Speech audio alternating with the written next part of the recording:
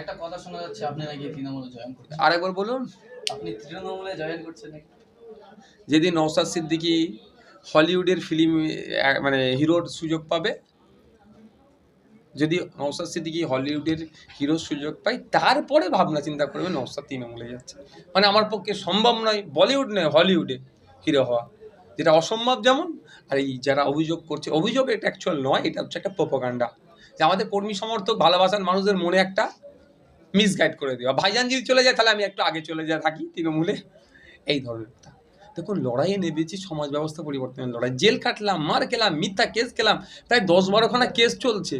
আর হারাবার আমার কি আছে? আমার হারাবার কি আছে? আমার কিচ্ছু হারাবার নাই।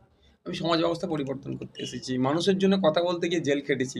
100 বার আমি জেলে প্রস্তুত আছি যাওয়ার জন্য, মানুষের জন্যই কথা বলে যাব। কোনো জায়গায় আমি আত্মসমর্পণ করব না। সাধারণ ভাঙড়ের মানুষের সাথে আমি বেইমানি করতে পারি না।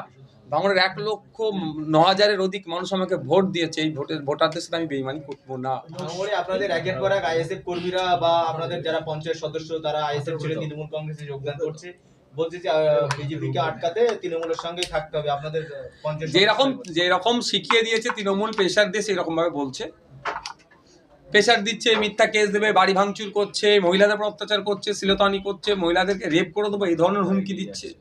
সেক্ষেত্রে চলে যাচ্ছে। তবে একটা কথা আমি বলবো, যারা আমাদের আইএসএফের হয়ে লড়াই করেছিলেন, আইএসএফের কে মানুষ খামচিহ্নকে ভরচক্রে ভোট দিয়ে জিতিয়েছিল, যারা তৃণমূলে যোগদান করছেন, আমি এতটুকুই বলবো শুধু তাদের উদ্দেশ্যে, যে আপনারা মানুষের মূল্যবান ভোটের দামটা দেবেন।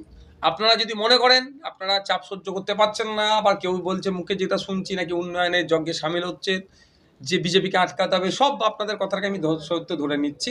আপনাদের কাজ হবে কি, মানুষের যে রায়টা নিয়েছিলেন সেটা পদত্যাগ করবেন, পদত্যাগ করে আপনি তৃণমূল যাকে ভালো লাগবে সেখানে জয়েন করুন। এই ভোট নিয়ে, মানুষের বিশ্বাস আস্থাকে নিয়ে অন্য দলে ঝাঁপ মারবেন না।